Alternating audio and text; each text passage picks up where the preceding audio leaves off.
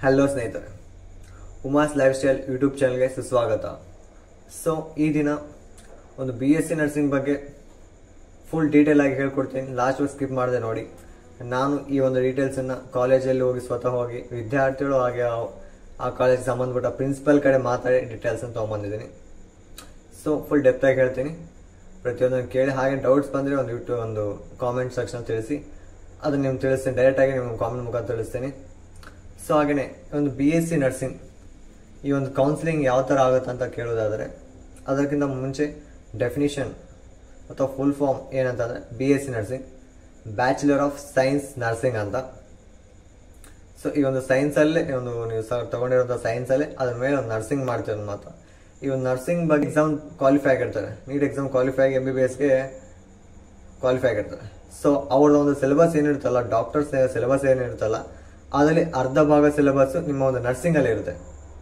ಈ ಒಂದು BSc nursing ಮಾಡುವಂಥ ಸಿಲೆಬಸ್ಸು. ಸೊ ಅವ್ರಲ್ಲಿ ಒಂದು ಅರ್ಧ ಭಾಗ ಸಿಲೆಬಸ್ಸು.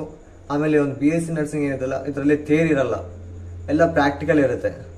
ಸೊ ಪ್ರಾಕ್ಟಿಕಲ್ ಜಾಸ್ತಿ ಇರುತ್ತೆ, ನೀವು ಇದರಲ್ಲಿ ಥಿಯರಿಯನ್ನು ಕಲಿಯೋದಿರಂಗಿಲ್ಲ. ಜಾಸ್ತಿ ಹಾಸ್ಪಿಟ್ಲಿಗೆ ನಿಮಗೆ ಕಮ್ಯುನಿಕೇಶನ್ ಜಾಸ್ತಿ ಇರುತ್ತೆ. ಬರೀ ಜಾಸ್ತಿ ಹಾಸ್ಪಿಟ್ಲಿಗೆ ಹೋಗೋದು, ಅಲ್ಲಿ ಯಾವುದು ವಾತಾವರಣ ಎನ್ವೈರನ್ಮೆಂಟನ್ನು ನೀವು ಅಬ್ಸರ್ವ್ ಮಾಡೋದು, ಅಲ್ಲಿ ಒಂದು ಪೇಷಂಟ್ ಜೊತೆಗೆ ಕಮ್ಯುನಿಕೇಶನ್ ಮಾಡೋದು. ಸೊ ಆ ಎಲ್ಲ ಪೇಷಂಟ್ನ ನೀವು ಯಾವ ಥರ ನೋಡ್ತೀರಿ, ಯಾವ ಥರ ಟ್ರೀಟ್ ಮಾಡ್ತೀರಿ, ಯಾವ ಥರ ನಾವು ಒಂದು ಚೆಕ್ ಮಾಡ್ಬೇಕು ಅನ್ನೋದು ಫುಲ್ ಎಲ್ಲ ಪ್ರಾಕ್ಟಿಕಲ್ ಇರುತ್ತೆ. ಒಬ್ಬ ನರ್ಸ್ ಏನೇನು ಮಾಡಬೇಕು ಅನ್ನೋದನ್ನೆಲ್ಲ ನೀವೊಂದು ಪ್ರಾಕ್ಟಿಕಲಲ್ಲೇ ಕಲಿತೀರಿ. ಸೊ ಇದರಲ್ಲಿ ಥಿಯರಿ ಅಂತೂ ಏನೇನು ಇರಲ್ಲ ಜಾಸ್ತಿ. ಓಕೆನಾ ಫ್ರೆಂಡ್ಸ್? ಹಾಗೆಯೇ ಈ ಒಂದು ANM GNM ಇದೆಯಲ್ಲ, ಒಂದು ANM ಕಡಿಮೆ ಇದೆ, ಸೊ GNM ಇದೆ. ಈ ಒಂದು GNM ಸಿಲೆಬಸ್ ಏನಿದೆಯಲ್ಲ, GNM ಸಿಲೆಬಸ್ ಬಂದು ಒಂದು BSc ನರ್ಸಿಂಗ್ ಮಾಡಿದಂಥ ಸ್ಟೂಡೆಂಟ್ ಇರ್ತಾರಲ್ಲ, ಅವರ ಒಂದು ಸಿಲೆಬಸ್ ಅರ್ಧದಲ್ಲಿ GNM ಇರುತ್ತೆ. ಅಂದರೆ ಒಬ್ಬ ನರ್ಸಿಂಗ್ ಮಾಡಿರೋಂಥ ವಿದ್ಯಾರ್ಥಿ ಸಿಲೆಬಸ್ ಏನಿರುತ್ತಲ್ಲ, ಆ ಒಂದು ಸಿಲೆಬಸಲ್ಲಿ ಅರ್ಧ ಭಾಗ ಮಾತ್ರ GNMಗೆ ಕೊಟ್ಟಿರ್ತಾರೆ. ಕಾನ್ಸೆಪ್ಟ್ ಅರ್ಥ ಆಗಿರಬೇಕು. ಸೊ ಈ ಥರ ಇರುತ್ತೆ. ನೀವು ಒಂದೇ ನಿಮಗೆ ಒಂದು BSc ನರ್ಸಿಂಗ್ ಸೀಟ್ ಸಿಕ್ಕಿಲ್ಲ, ನಿಮಗೆ GNM ಸೀಟ್ ಸಿಕ್ಕಿದೆ. ಸೊ ನಾನು BSc ನರ್ಸಿಂಗ್ ಥರ ನಾನು BSc ನರ್ಸಿಂಗ್ ಮಾಡಬೇಕು, ಬಟ್ ನನಗೆ GNM ಸಿಕ್ಕಿದೆ, ಏನು ಮಾಡ್ಬೇಕಂತ ಕೇಳೋದಾದರೆ ನೋಡಿ ಫ್ರೆಂಡ್ಸ್, GNM ತೆಗೆದುಕೊಂಡು ನಂತರ ನೀವು BSc ನರ್ಸಿಂಗ್ ಮಾಡ್ಬೋದು. ಯಾವ ಥರ ಅಂದರೆ GNM ಮೇಲೆ ಡಬಲ್ ಡಿಗ್ರಿ ಇರುತ್ತೆ. ಅದು ನಿಮ್ಮ ಒಂದು ಕಾಲೇಜಲ್ಲಿ ಕೇಳಿದ್ರೆ ಹೇಳ್ತಾರೆ.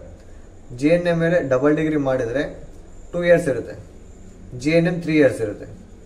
ಸೊ GNM ಮೇಲೆ ಡಬಲ್ ಡಿಗ್ರಿ ಮಾಡಿದರೆ ನಿಮಗೆ ಒಂದು BSc ನರ್ಸಿಂಗ್ ಸರ್ಟಿಫಿಕೇಟ್ ಸಿಗುತ್ತೆ. ಈಕ್ವಲ್ಸ್ ಟು BSc ನರ್ಸಿಂಗ್ ಅಂತ ಸರ್ಟಿಫಿಕೇಟ್ ಕೊಡ್ತಾರೆ. ಸೊ ಒಂದು BSc ನರ್ಸಿಂಗಿಂದ ನೀವು ಜಾಸ್ತಿ ಒಂದು ಎಕ್ಸ್ಪೀರಿಯನ್ಸ್ ತೆಗೆದುಕೊಂಡಿರ್ತೀರಿ.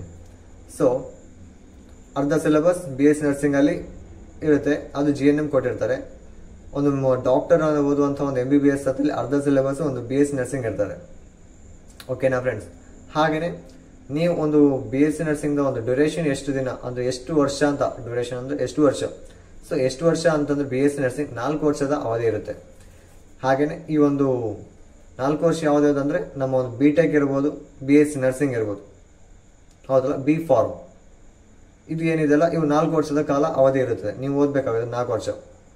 ಹಾಗೆಯೇ ಈ ಒಂದು BA ಮತ್ತು BCom ಏನಿರುತ್ತಲ್ಲ, ಇದು 3 ವರ್ಷದ ಅವಧಿ. ಫಸ್ಟಿಗೆ ಏನೋ ಒಂದು 4 ವರ್ಷ ಅಂತ ಹೇಳಿದ್ರು, ಕೊರೋನಾ ಟೈಮಲ್ಲಿ ಏನು ಕಲ್ತಿಲ್ಲ, ಸೊ ಹಂಗಾಗಿ 4 ವರ್ಷ ಅಂತ ಹೇಳಿದ್ರು. ಬಟ್ ಈ ಒಂದು NEP ಇಂದ 4 ವರ್ಷ ಮಾಡಿದೆ, ಅದು ಒಂದು 3 ವರ್ಷ ಮಾಡಿದರೆ ನಮ್ಮದು 4 ವರ್ಷ ಆಗಿದೆ BSc ನರ್ಸಿಂಗ್. ನಮ್ಮ BTech ಅಂತೂ 4 ವರ್ಷ ಫಿಕ್ಸ್ ಇತ್ತು, ಫಸ್ಟಿಂದ ನನಗೆ ಇತ್ತು. B ಫಾರ್ಮ್ ಹಾಗೆ ಅದೇ ಥರ ಇದೆ. ಸೊ ಇನ್ನು BSc ನರ್ಸಿಂಗ್ 4 ವರ್ಷ ಆಯಿತು. ಹಾಗೆಯೇ ಈ ಒಂದು BSc ನರ್ಸಿಂಗ್ನ ಒಂದು ಕ್ವಾಲಿಫಿಕೇಶನ್ ಯಾವ ಥರ ಮಾಡ್ತಾರಂತಂದರೆ, ಒಂದು ಸೀಟ್ ಅಲಾಟ್ಮೆಂಟ್ ಯಾವ ಥರ ಆಗುತ್ತೆ ಅಂದರೆ, ನಿಮ್ಮ ಒಂದು ಪರ್ಸೆಂಟೇಜ್ ಮೇಲೆ ಜಾಸ್ತಿ ಆಧಾರ ಆಗಿರುತ್ತೆ. ಪರ್ಸೆಂಟೇಜ್ ಜಾಸ್ತಿ ನೋಡ್ತಾರೆ. ಯಾಕಂದರೆ BSc nursing it's equals to mainly the government of Karnataka Examination Authority will handle only board exam. ಒಂದು ನಿಮ್ಮ ಒಂದು CET ರ್ಯಾಂಕನ್ನು ಕಡಿಮೆ ತಗೊತಾರೆ. ಬಟ್ ಜಾಸ್ತಿ ಮೋಸ್ಟ್ ಆಫ್ ದ ಟೈಮ್ ನಿಮ್ಮ ಒಂದು ಬೋರ್ಡ್ ಎಕ್ಸಾಮ್ನ ಒಂದು ರಿಸಲ್ಟ್ನ ಜಾಸ್ತಿ ತಗೊಂತಾರೆ, ಪರ್ಸೆಂಟೇಜ್ನ. ಸೊ ಹಾಗಾಗಿ ಆದರೆ ಬಟ್ BSc ನರ್ಸಿಂಗ್ಗೆ ಅಥವಾ ನೀವು ಒಂದು ಸೈನ್ಸ್ ಮೇಲೆ ಯಾವುದೇ ಥರ ಡಿಗ್ರಿ ಮಾಡಿರಿ, ನಾನು just normal bachelor of science ಮಾಡ್ತೀನಿ, ನಾರ್ಮಲ್ ಡಿಗ್ರಿ ಮಾಡ್ತೀನಿ ಸೈನ್ಸ್ ಮೇಲೆ, BSc ಮಾಡ್ತೀನಿ, CVZ ತಗೋತೀನಿ, ಅಥವಾ ಬಯಾಲಜಿ ಅಥವಾ ಮ್ಯಾಥ್ಸ್ ಮತ್ತೇನೋ ಬಾಟನಿ ಏನೋ ತೊಗೊತೀನಿ ಅಂದರೆ ಕೂಡ ಕಂಪಲ್ಸರಿ CET ಎಕ್ಸಾಮ್ನ ಬರೆದಿರಬೇಕು. ಸೈನ್ಸ್ ಮೇಲೆ ಜಸ್ಟ್ ಆದರೂ ಬರೆದಿರಬೇಕು. ಮಿನಿಮಮ್ ಕ್ವಾಲಿಫಿಕೇಶನ್ ಕಂಪಲ್ಸರಿ ಸೈನ್ಸ್ ಬರೆದವ್ರು ಯಾರೇ ಇರಲಿ CET ಎಕ್ಸಾಮ್ನ ಬರದೇ ಇರಲೇಬೇಕು. ನೀನು ಸೈನ್ಸ್ ಮೇಲೆ ಏನೇ ಮಾಡ್ತೀನಿ ಅಂದರು, ಅಥವಾ ನಾನು BCom BA ಮಾಡ್ತೀನಿ, okay it's okay, no one has to your where is your CET score card. So minimum you have to complete your CET examination and you get the scores card. So ಇದೊಂದು KCET ಒಂದು nursing PUC board ಮೇಲೆ ಜಾಸ್ತಿ ಆಧಾರ ಆಗಿರುತ್ತೆ. ಹಾಗೆಯೇ ಒಂದು 40% of KCET rank ಮೇಲೆ depend ಆಗುತ್ತೆ. ಅದರಲ್ಲಿ ಬಯಾಲಜಿ ನಿಮ್ಗೆ ಚೆನ್ನಾಗಿ ಬಂದಿರಬೇಕಾಗುತ್ತೆ. ಬಯಾಲಜಿ ಫಿಸಿಕ್ಸ್ ಕೆಮಿಸ್ಟ್ರಿ, ಮ್ಯಾಥ್ಸ್ ಬಂದು ಇಂಜಿನಿಯರಿಂಗ್ ಹೋಗುತ್ತೆ. ಈ ಒಂದು ಫಿಸಿಕ್ಸು ಕೆಮಿಸ್ಟ್ರಿ ಬಯಾಲಜಿ ಬಂದು ನಮ್ಮ ಒಂದು ಮೆಡಿಕಲ್ ಫೀಲ್ಡ್ ಬರುತ್ತೆ. ಓಕೆನಾ ಫ್ರೆಂಡ್ಸ್? ನೆಕ್ಸ್ಟು ನಿಮ್ಮ ಒಂದು ಕೌನ್ಸಿಲಿಂಗ್, ಇದು ಒಂದು BSc ನರ್ಸಿಂಗ್ ಕೌನ್ಸಿಲಿಂಗ್ ಯಾವಾಗ ಸ್ಟಾರ್ಟ್ ಆಗುತ್ತೆ ಅಂತ ಕೇಳೋದಾದರೆ ಇನ್ನೊಂದು 2-3 ವೀಕ್ಸಲ್ಲಿ ಸ್ಟಾರ್ಟ್ ಆಗ್ಬೋದು. ನಮ್ಮ KE ಅವರ ನೋಟಿಫಿಕೇಶನ್ ಬಿಡ್ತಾರೆ, ನಾವು ವೆಯ್ಟ್ ಮಾಡ್ತಿದ್ದೀವಿ KE ಒಂದು ನೋಟಿಫಿಕೇಶನ್ಗೋಸ್ಕರ. ಸೊ ಈ ಒಂದು BSc ನರ್ಸಿಂಗ್ ಯಾವ ಥರ ಅಂದರೆ, ಮೊದಲನೇದಾಗಿ BTech ಸ್ಟಾರ್ಟ್ ಮಾಡ್ತಾರೆ, ಅದರ ಜೊತೆಯಲ್ಲೇ ನೀಟನ್ನು ಸ್ಟಾರ್ಟ್ ಮಾಡ್ತಾರೆ MBBS ಅವರು. ಏಕೆಂದರೆ ಒಂದು ಇದು ನೀಟಲ್ಲಿ ಒಂದು 2-3 ಇಯರ್ಸು ಒಬ್ಬ ಸ್ಟೂಡೆಂಟು ರಿಪೀಟರ್ ಆಗಿ ಓದಿರ್ತಾನೆ, ಬಟ್ 3 ಇಯರ್ಸ್ ಕೂಡ ಅಟೆಂಪ್ಟ್ ಆಗಿರಲ್ಲ, ಕ್ವಾಲಿಫೈ ಆಗಿರಲ್ಲ ನೀಟ್ಗೆ. ಸೊ ಅಂಥ ಟೈಮಲ್ಲಿ ಒಳ್ಳೆ ಕಾಲೇಜಲ್ಲಿ CET ಕೂಡ ಬರೆದಿರ್ತಾನೆ ಅದನ್ನು. ಸೊ ಅದ್ರ ಜೊತೆಯಲ್ಲಿ ಏನೋ ಒಂದು ಒಳ್ಳೆ ಕಾಲೇಜು BTech ಅಲ್ಲಿ ಸಿಕ್ಬಿಟ್ರೆ, ಅಂದರೆ BTech ಅಂದರೆ bachelor of technology, it's completely engineering, it's equal to engineering and also known as Bachelor of Engineering. Both are same, BTech and BE, both are same. The BTech is only hardware, software field. Technology, Bachelor of Technology using. So it's a software field. Bachelor of Engineering, it's normal degree like a civil engineering, mechanical, electrical like. Okay, but both are equal. We can say that BTech or BE, but in application form it shows only BE. Okay friends, that's it, mind it. And what I'm saying is, so first ಯಾರಿಗೆ ಒಂದು ನೀಟಲ್ಲಿ exam qualify ಆಗಿರಲ್ಲ ಅವ್ರಿಗೆ ಅದೇ ಜೊತೆಯಲ್ಲೇ ನಿಮಗೆ ಒಂದು BTech ಇಂದ ಕೂಡ ಕೌನ್ಸಿಲಿಂಗ್ ಮಾಡೋದ್ರಿಂದ ನೀಟಲ್ಲಿ MBBS ಅಥವಾ ಮತ್ತೆ ಯಾವುದಕ್ಕಾದ್ರೂ ಒಂದು ಸೀಟ್ ಸಿಗಲಿಲ್ಲ ಅಂದರೆ BTech ಆದರೂ ಮಾಡೋಣ ಅಂತ ಒಂದು ಸ್ವಲ್ಪ ಜನ ಮೈಂಡ್ ಸೆಟ್ ಇರುತ್ತಲ್ಲ. 2 ಇಯರ್ಸ್ ಟ್ರೈ ಮಾಡಿದೆ, ಸಿಗಲಿಲ್ಲ, ನನಗೇನು ಟೈಮ್ ವೇಸ್ಟ್ ಆಗ್ತಾಯಿದೆ. ಸೊ ನಾನು ಇದನ್ನು ಮಾಡಿದ್ರು ಕೂಡ ಇಷ್ಟೊತ್ತಿಗೆಲ್ಲ ಮುಗಿತಿತ್ತು, ನನಗೆ ಒಳ್ಳೆ ಪ್ಯಾಕೇಜ್ ಐತೆ, ನಾನು ನಾಲೆಜ್ ಐತಿ, BTech ಮಾಡ್ತೀನಿ ಅನ್ನೋರು ಸೊ ನೀಟನ್ನು ಮಾಡ್ತಾ ಕೌನ್ಸಿಲಿಂಗ್ ಅಟೆಂಡ್ ಮಾಡ್ತಾನೆ, ಸಿಕ್ಕರೆ ನೀಟ್ ಹೋಗೋದು, ಸಿಕ್ಕಿಲ್ಲ ಅಂದರೆ ಮತ್ತೆ ಒಂದು BTech ಬರೋದು ಅಥವಾ B.Pharm ಬರೋದು, ಆ ಥರ. ಹಂಗಾಗಿ ಎರಡನ್ನ ಸೀಕ್ವೆನ್ಸಲ್ಲಿ ಮಾಡ್ತಾರೆ. ಸೊ ಇವೆರಡು ಸೀಕ್ವೆನ್ಸ್ ಆಗಿದ್ಮೇಲೆ BSc ಮಾಡ್ತಾರೆ, BSc ನರ್ಸಿಂಗ್ನ. ಓಕೆನಾ ಫ್ರೆಂಡ್ಸ್? BSc ನರ್ಸಿಂಗ್ ಮಾಡ್ತಾರೆ. ನಮ್ದಂತೂ ಅದೇ ಥರ ನಡೆದಿದ್ದು. ಫಸ್ಟು BTech ಒಂದು ನೀಟನ್ನು ಮಾಡಿದ್ರು, ಆಮೇಲೆ ಅದ್ರ ನಂತರ BSc ಮಾಡಿದ್ರು. ಸೊ ಹಂಗಾಗಿ ಇದೇ ಥರ ಹೇಳ್ತಿದ್ದೀನಿ. ಸೊ ನಿಮಗೆ ಒಂದು ನೋಟಿಫಿಕೇಶನ್ ಬಿಟ್ಟಂಗೆಲ್ಲ ಗೊತ್ತಾಗುತ್ತೆ. ಅದಕ್ಕೆ ಹೇಳೋದು ನಾನು ಪ್ರತಿಯೊಂದು ವೀಡಿಯೋದಲ್ಲಿ ಹೇಳಿದ್ದೀನಿ, ನೀವು ಡೈಲಿ ಒಂದ್ಸಾದಾದ್ರೂ ನೀವು ಒಂದು KE ವೆಬ್ಸೈಟಲ್ಲಿ ಹೋಗಿ ಚೆಕ್ ಮಾಡ್ತಾ ಇರ್ಬೋದು. KE ವೆಬ್ಸೈಟ್ ಅಂದರೆ ಏನಿಲ್ಲ, www.kea.com ಅಲ್ಲಿ ಹೋಗಿ ಚೆಕ್ ಮಾಡಿದ್ರೆ ಒಂದು ವೆಬ್ಸೈಟ್ ಇದೆ, ಕರ್ನಾಟಕ ಎಕ್ಸಾಮಿನೇಷನ್ ಅಥಾರಿಟಿ ಅಂತ. ಅದರಲ್ಲೇ ನೀವು ಚೆಕ್ ಮಾಡ್ಬೋದು, ಡೈಲಿ ಏನೇನು ಅಪ್ಡೇಟ್ ಬರುತ್ತೆ ಎಲ್ಲ ಆಗ್ತಿರ್ತಾರೆ ನೋಟಿಫಿಕೇಶನ್. ಅಲ್ಲೇ ಸಿಗೋದು ನಿಮಗೆ, ಏನೇ ನೋಟಿಫಿಕೇಶನ್ ಇರಲಿ, ಏನೇ ಲಿಂಕ್ ಇರಲಿ, ನಿಮ್ಮದು ಒಂದು ಎಲ್ಲನೂ ಅದರಲ್ಲೇ ಬಿಡೋದು, ಅಲ್ಲೇ ಚೆಕ್ ಮಾಡ್ಬೋದು ನೀವು. ಓಕೆನಾ ಫ್ರೆಂಡ್ಸ್? ಹಾಗೆಯೇ ನಿಮಗೆ ಒಂದು ಈ BSc ನರ್ಸಿಂಗ್ ಎಷ್ಟು ಸೀಟ್ಸ್ ಇರ್ತಾವೆ ಅಂತ ಕೇಳೋದಾದರೆ, BSc ನರ್ಸಿಂಗ್ ಸೀಟ್ಸು ಟೋಟಲ್ ಇರೋದು 40 ಸೀಟ್ಸ್ ಇರ್ತವೆ.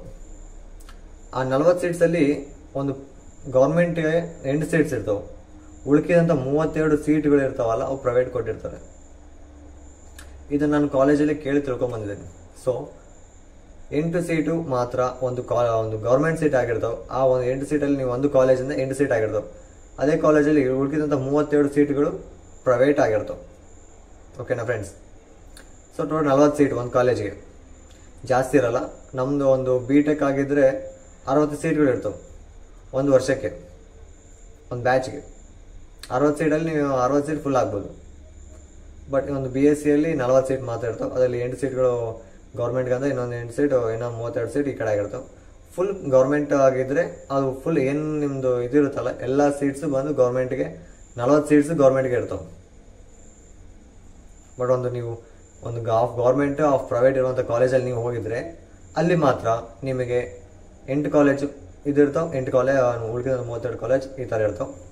ಸೊ ಹಾಗೆಯೇ ನೀವೊಂದು ಈ ಒಂದು BSc ನರ್ಸಿಂಗ್ ಫೀಸ್ ಸ್ಟ್ರಕ್ಚರ್ ಕೇಳುವುದಾದರೆ, ಈ ಒಂದು ನಮ್ಮ ಒಂದು 2024 ಹಿಂದಿನ ವರ್ಷದವರು ಕೇಳುವುದಾದರೆ ಅವ್ರದ್ದು 35,000 ಒಳಗಡೆ ಇತ್ತು. ಹೆಚ್ಚಿಗೆ ಆದರೆ ಒಂದು 2,000 to 3,000 ಹೆಚ್ಚಿಗೆ ಆಗ್ಬೋದು ಅಷ್ಟೇ. ಒಂದೇ ಟೈಮ್ 5,000 10,000 ಅಂದರೆ ಹಿಂಗೆ ಇನ್ಕ್ರೀಸ್ ಮಾಡಲ್ಲ. ಬಟ್ ನಮ್ಮ ಬ್ಯಾಚಲ್ಲಿ ಮಾಡಿದ್ರು ಬಿ ಟೆಕಲ್ಲಿ ಒಂದೇ ಟೈಮು 16,000 ಇತ್ತು ನಮ್ಮ ಸೀನಿಯರ್ಸ್ಗೆಲ್ಲ ಒಂದು ಪ್ರೈವೇಟ್ ಕಾಲೇಜಲ್ಲಿ ಗೌರ್ಮೆಂಟ್ ಸೀಟ್ಗೆ SC/ST ಅವ್ರಿಗೆ. ಬಟ್ ಒಂದೇ ಸಲ ಎಷ್ಟು ಮಾಡಿದ್ರು, 1 lakh ಮಾಡಿದ್ರು. 1,99,985 ರುಪೀಸ್ ಅಂತ ಮಾಡಿದ್ರು ಒಂದೇ ಸಲ. ಬಟ್ ನಮ್ಮ ಮೇಲೆ ನಮ್ಮದು ಗೌರ್ಮೆಂಟ್ ಸೀಟ್ ಆಯಿತು, ಗೌರ್ಮೆಂಟ್ ಕಾಲೇಜ್ ಆಯಿತು. ಸೊ ಹಂಗಾಗಿ ಅವ್ರದ್ದು ಹೆಂಗಾಯ್ತು ಅಂದರೆ ನಮ್ಮ ತೆಳಗೆ ಬಂದಿರೋಂಥ ಜೂನಿಯರ್ಸ್ಗೆ ಅವ್ರಿಗೆ ಬರೀ 2,000 ಇನ್ಕ್ರೀಸ್ ಮಾಡಿದ್ರು. ನಮ್ಮದು 40,000 ಆಗಿತ್ತು, ಅವ್ರದ್ದು 42,000 ಪ್ಲಸ್ ಸ್ವಲ್ಪ ಸಮಥಿಂಗ್ ರುಪೀಸ್ ಆಗಿತ್ತು. ಸೊ ಮಾಡಿದರೆ ಒಂದು 5,000 ಒಳಗಡೆ ಇನ್ಕ್ರೀಸ್ ಮಾಡ್ತಾರೆ, ಜಾಸ್ತಿ ಆಗಲ್ಲ.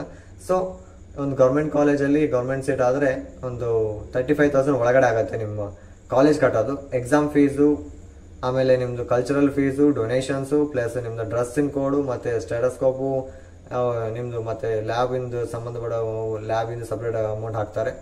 ಲ್ಯಾಬಿಂದ ಆಯಿತು, ಮತ್ತು ಎಕ್ಸಾಮ್ ಫೀಸಸ್ ಇರ್ತವೆ, ಅವು ಎಕ್ಸಾಮ್ ಫೀಸಸ್ ಮತ್ತು ಅಸೈನ್ಮೆಂಟ್ ಬುಕ್ಸು, ರೆಕಾರ್ಡ್ಸು ಇವೆಲ್ಲ ಸಪ್ರೇಟ್ ಇರ್ತವೆ. ಪ್ಲಸ್ ಒಂದು 10,000 ಅರೌಂಡ್ ಬರ್ಬೋದು ಅನಿಸುತ್ತೆ. ಸೊ ಒಂದು 40,000 ಮಂತ್ ಒಂದು ಇಯರ್ಗೆ 40,000 to 50,000 ಬರುತ್ತೆ. ಹಾಗೆಯೇ ನೀವು ಒಂದು government seat government college okay, private ಕಾಲೇಜಲ್ಲಿ ಗೌರ್ಮೆಂಟ್ ಸೀಟು ಇದು ಅಮೌಂಟ್ ಎಷ್ಟು ಆಗ್ಬೋದು ಅಂತ ಕೇಳೋದಾದರೆ, ಈ ಒಂದು government college government seat, private ಕಾಲೇಜಲ್ಲಿ ಗೌರ್ಮೆಂಟ್ ಸೀಟು ಇವೆರಡನ್ನೂ ಕೂಡ ನಮ್ಮ KE ಅವರೇ ಕಳಿಸ್ತಾರೆ. ಒಂದು ಪ್ರೈವೇಟ್ ಸೀಟ್ ಇದೆ, ನಾನು ಡೈರೆಕ್ಟಾಗಿ ಹೋಗಿ ಅಡ್ಮಿಟ್ ಆಗ್ತೀನಿ BS ನರ್ಸಿಂಗಲ್ಲಿ ಅಂದರೆ ಯಾರು ತೊಗೊಳಂಗಿಲ್ಲ. ನೀವೊಂದು KE ಥ್ರೂನೇ ಹೋಗ್ಬೇಕಂತ ನಮ್ಮ ಒಂದು ಕಾಲೇಜಿನ ಪ್ರಿನ್ಸಿಪಲ್ ಹೇಳಿದ್ದಾರೆ. ಹಿಂಗೆ ಗೌರ್ಮೆಂಟ್ ಸೀಟಿಂದ ನಮ್ಮ ಕಾಲೇಜ್ ಬರ್ಬೇಕು ಅಂದ್ಕೊಂಡ್ಯಾ KE ಥ್ರೂ ಬರಬೇಕು. ಅದು ಮ್ಯಾನೇಜ್ಮೆಂಟಿಂದ ನೀನು ನಮ್ಮ ಕಾಲೇಜ್ ಬರ್ಬೇಕು ಅಂದ್ಕೊಂಡ್ಯಾ ಅದು ಕೂಡ KE ಅವ್ರ ಕಡೆಯಿಂದ ಹೋಗಿ ಬರಬೇಕಾಗತ್ತೆ. ನೀನು ಲಿಸ್ಟ್ ಆಫ್ ಕಾಲೇಜ್ನ ಫಿಲ್ ಮಾಡು, ಆಮೇಲೆ ನಿನಗೆ ಯಾವ ಕಾಲೇಜ್ ಸಿಕ್ಕರೆ ಆ ಕಾಲೇಜ್ ರೆಡಿ ಆಗಿರು. ನಮ್ಮ ರೆಫರೆನ್ಸ್ ಹೈಯರ್ ಆರ್ಡ್ರಲ್ಲಿ ನಮ್ಮದೇ ಕೊಡು, ಟಾಪಲ್ ಕಾಲೇಜ್ ನಮ್ಮದೇ ಕೊಟ್ಟಿರು, ನೀನು ನಮಗೆ ಬರ್ತೀಯ ಅಂತಂದು ಹೇಳಿದರು. ಸೊ ಹಂಗಾಗಿ ಪ್ರೈವೇಟ್ ಕಾಲೇಜಲ್ಲಿ ಒಂದು ಫೀಸ್ ಸ್ಟ್ರಕ್ಚರ್ ಯಾವ ಥರ ಅಂದರೆ 1 lakh ಪ್ಲಸ್ ಇದೆ. ಓಕೆನಾ ಫ್ರೆಂಡ್ಸ್, ಈಗ ಜ್ಞಾಪಕ ಇಟ್ಕೊಳ್ಳಿ, 1 lakh ಪ್ಲಸ್ ಇದೆ ಅಂದರೆ 1 ಲಕ್ಷ, ಒಂದು 20,000 30,000 ಒಳಗಡೆ ಆಗ್ಬೋದು ಅರೌಂಡು. ನಾನು ಕೇಳಿದಂಥ ಒಂದು ಪ್ರೈವೇಟ್ ಕಾಲೇಜಲ್ಲಿ ನಾನು ಕೇಳಿದಾಗ ಒಳ್ಳೆ 20 years ಎಕ್ಸ್ಪೀರಿಯನ್ಸ್ ಇರೋ ಕಾಲೇಜಲ್ಲಿ 90,000 ಕೇಳಿದರು. ಜಸ್ಟ್ ಇನ್ಫಾರ್ಮೇಷನ್ ಗ್ಯಾದರ್ ಮಾಡೋಕ್ಕೆ ಹೋಗಿದ್ದೆ. ಸೊ 90,000 ಕೇಳಿದರು. ಬಟ್ ಇವಾಗ ಒಂದು 2 years ಮೇಲೆ ಆಯಿತು ನಾನು ಆ ಕಡೆ ಬಿಟ್ಟು. ಸೊ ಹಂಗಾಗಿ ಮಿನಿಮಮ್ 1 lakh ಪ್ಲಸ್ ಆಗಿರುತ್ತೆ. ಮ್ಯಾನೇಜ್ಮೆಂಟ್ ಕೋಟ 1 ಲಕ್ಷ ಮೇಲೆ ಇದೆ, ಒಂದು BTechಗೆ ಸಮ ಇದೆ. ಮತ್ತು ಏಕೆಂದರೆ ಕೊರೋನಾ ನಂತರ ಅದು ತುಂಬ ಫೇಮಸ್ ಆಗಿದೆ ಅಲ್ವಾ, ಮೆಡಿಕಲ್ಸ್ ಎಲ್ಲಿ ಸಿಗ್ತಾ ಇಲ್ಲ, ಟ್ಯಾಬ್ಲೆಟ್ಸ್ ಇಲ್ಲ, ನರ್ಸಸ್ ಫೆಸಿಲಿಟಿ ಇಲ್ಲ, ನೋಡೋರು ಯಾರಿಲ್ಲ ಅಂತಂದು ತುಂಬ ಇದಾಗಿದೆ, ಇಂಪ್ರೂವ್ಮೆಂಟ್ ಆಗಿದೆ. ಸೊ ಹಂಗಾಗಿ ಜಾಸ್ತಿ ಇದೆ ಫೀಸು, ಮ್ಯಾನೇಜ್ಮೆಂಟ್ ಜಾಸ್ತಿ. ಹಾಗೆಯೇ ಫ್ರೆಂಡ್ಸ್, ನೀವು ಕಾಲೇಜ್ ವಿಸಿಟ್ ಮಾಡೋ ಮುಂದೆ ಈ ಒಂದು ವಿಷಯ ಮಾತು ಮರಿಬೇಡಿ. ಆ ಕಾಲೇಜ್ BSc ನರ್ಸಿಂಗ್ ಕಾಲೇಜಲ್ಲಿ ಹಾಸ್ಪಿಟಲ್ ಇದೆಯಾ ಇಲ್ಲ ಅಂತ ಚೆಕ್ ಮಾಡಿ. ಏಕೆಂದರೆ ನಾನು ಫಸ್ಟಲ್ಲಿ ಮೆನ್ಷನ್ ಮಾಡಿದ್ದೀನಿ, ಈ ಒಂದು BSc ನರ್ಸಿಂಗ್ ಕೋರ್ಸ್ ಏನಿದೆಯಲ್ಲ ಇದು ಫುಲ್ ಆಫ್ ಪ್ರಾಕ್ಟಿಕಲ್ ಓನ್ಲಿ. ಪ್ರಾಕ್ಟಿಕಲು ಬರೀ ಹಾಸ್ಪಿಟಲ್ಗೆ ಸಂಬಂಧಪಟ್ಟಿರುತ್ತೆ. ನೀವು ಥಿಯರಿಯಲ್ಲಿ ಕಲಿತ್ರೆ ಇಲ್ಲಿ ಏನು ಯೂಸೇ ಇಲ್ಲ. ಆಲ್ಮೋಸ್ಟ್ ಇವಾಗ ಥಿಯರಿ ಏನು ಯೂಸ್ ಇಲ್ಲ. ಬಟ್ ನೀವು ಯಾವಾಗ ಪ್ರಾಕ್ಟಿಕಲಾಗಿ ಹೋಗಿ ಅದನ್ನು ಒಂದು ನೋಡ್ಕೊತಿರಲ್ಲ ಅವಾಗೇ ನಿಮಗೆ ಐಡಿಯಾಲಜಿ ಬರೋದು. ಸೊ ಹಂಗಾಗಿ BSc ನರ್ಸಿಂಗ್ ಕಾಲೇಜಲ್ಲಿ ಮಾತ್ರ ನೀವು ಹೋದಾಗ ಕಂಪಲ್ಸರಿ ಆ ಕಾಲೇಜ್ BSc ನರ್ಸಿಂಗ್ ಕಾಲೇಜಲ್ಲಿ ಹಾಸ್ಪಿಟಲ್ ಇದೇನೆ ಇಲ್ಲ, ಸ್ವಂತ ಹಾಸ್ಪಿಟಲ್ ಇರ್ಬೇಕು ರೀ. ಸ್ವಂತ ಹಾಸ್ಪಿಟಲ್ ಇದ್ರೆ ಮತ್ತೆ ತಗೋತಾರೆ. ಒಂದು ಪ್ರೈವೇಟ್ ಹಾಸ್ಪಿಟ್ಲಲ್ಲಿ ನಾವು ಕಳಿಸ್ತೀವಿ ರೀ, ಇಷ್ಟು ಜನನ ನಾವು ಇಷ್ಟು ನಮ್ಮಲ್ಲಿ ಕಾಲೇಜ್ ಇಷ್ಟು ಸ್ಟ್ರೆಂತ್ ಇದೆ, ಈಗ ಒಂದು ಗೌರ್ಮೆಂಟ್ ಹಾಸ್ಪಿಟಲ್ ನಮಗೆ ಟೈಅಪ್ ಇದೆ, ಬೇರೆ ಒಂದು ಪ್ರೈವೇಟ್ ಕಾಲೇಜ್ ನಮ್ಗೆ ಟೈಅಪ್ ಇದೆ, ಕಳಿಸ್ತೀವಿ ಅಂತ ನಂಬಕ್ಕೆ ಹೋಗಬೇಡಿ. ಕಂಪಲ್ಸರಿ ಅವ್ರದ್ದೇ ಒಂದು ಸ್ವಂತ ಹಾಸ್ಪಿಟ್ಲ್ ಇರಬೇಕು, ಕಾಲೇಜ್ ಇರಬೇಕು. ಇದ್ರೆ ಮಾತ್ರ ನಿಮಗೆ ಯೂಸ್ ಆಗುತ್ತೆ. ಇಲ್ಲಾಂದ್ರೆ ನೀವು ಅಲ್ಲಿರೋಂಥ ಸ್ಟೂಡೆಂಟ್ಸ್ ಕೇಳಿ, ಈ ಒಂದು ನಿಮಗೆ ಒಂದು ಇಷ್ಟೊಂದು ಕಾಲೇಜ್ ಲೀಸ್ಟ್ ಮಾಡಿರ್ತಾರಲ್ಲ, ಆಲ್ಮೋಸ್ಟ್ ನಿಮ್ಗೆ ಎಷ್ಟು ಕಾಲೇಜ್ ಅದ ಅಷ್ಟು ಕಾಲೇಜ್ಗೆ ವಿಸಿಟ್ ಕೊಡಿ. ವಿಸಿಟ್ ಕೊಟ್ಟು ಲೆಕ್ಚರ್ಸ್ನಲ್ಲ ಸ್ಟೂಡೆಂಟ್ಸ್ಗೆ ಹೇಳಿ. ಅಲ್ಲಿ ಸ್ಟೂಡೆಂಟ್ಸ್ಗೆ ಗೊತ್ತಿರುತ್ತೆ ಏನು ತಪ್ಪಿದೆ, ಏನು ಸರಿ ಇದೆ, ಕಾಲೇಜ್ ಚೆನ್ನಾಗಿದ್ದಾನೆ ಇಲ್ಲ. ನೆಕ್ಸ್ಟ್ ಚೇಂಜ್ ಆಫ್ ಕಾಲೇಜ್ಗೆ ನಮಗೆ ಸರ್ಟಿಫಿಕೇಟ್ಸ್ ಕೊಡ್ತಾರೆ, ಎಲ್ಲ ಪ್ರಾಬ್ಲಮ್ಸ್ ಕೊಡ್ತಾರೆ. ಸೊ ಇದನ್ನೆಲ್ಲ ಒಂದು ಸ್ಟೂಡೆಂಟ್ಸ್ನ ಕೇಳಿ ಮಾಹಿತಿ ತಿಳ್ಕೊಂಡು ಆಪ್ಷನ್ ಚೆನ್ನಾಗಿ ಮಾಡಿ. ಹಾಗೆ ಓಕೆನಾ ಫ್ರೆಂಡ್ಸ್. ಹಾಗೇನೆ ಲ್ಯಾಬ್ಸ್ ಇದೆನಾ, ಎಕ್ಸ್ಪೀರಿಯನ್ಸ್ ಲೆಕ್ಚರ್ ಇದ್ದಾರಾ, ಹಾಗೇನೆ ಏನಾದರೂ ಮುಂದೆ ಮುಗಿದ ಮೇಲೆ ಏನಾದರೂ ಫ್ಯೂಚರ್ ತೋರಿಸ್ತಾರೆ, ಏನಾದ್ರು ದಾರಿ ತೋರಿಸ್ತಾರೆ ಅಂದರೆ ಕ್ಯಾಂಪಸ್ ಏನಾದರೂ ಅಥವಾ ಬೇರೆ ಕಡೆ ಟೈಪ್ ಮಾಡೋ ಒಂದು ಹಾಸ್ಪಿಟಲ್ ಟೈಪ್ ಇದ್ದರೆ. ಸೊ ಈ ಥರ ಎಲ್ಲ ಒಂದು ಡೀಟೇಲ್ಸ್ ನಿಮ್ಗೆ ಏನೇನು ಡೌಟ್ಸ್ ಇದಾವಲ್ಲ, ಮತ್ತು ಫೀಸ್ ಇನ್ಕ್ರೀಸ್ ಮಾಡೋದಾಗಿರ್ಬೋದು, ಡೊನೇಷನ್ಸ್ ಜಾಸ್ತಿ ಎಷ್ಟಾಗುತ್ತೆ.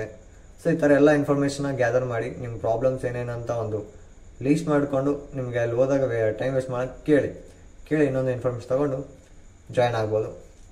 ಸೊ ಹಾಗೆಯೇ ಇನ್ಫಾರ್ಮೇಷನ್ ಇಷ್ಟ ಆಗಿದರೆ ಲೈಕ್ ಮಾಡಿ, ಶೇರ್ ಮಾಡಿ, ಸಬ್ಸ್ಕ್ರೈಬ್ ಮಾಡಿ friends. Thank you. Okay video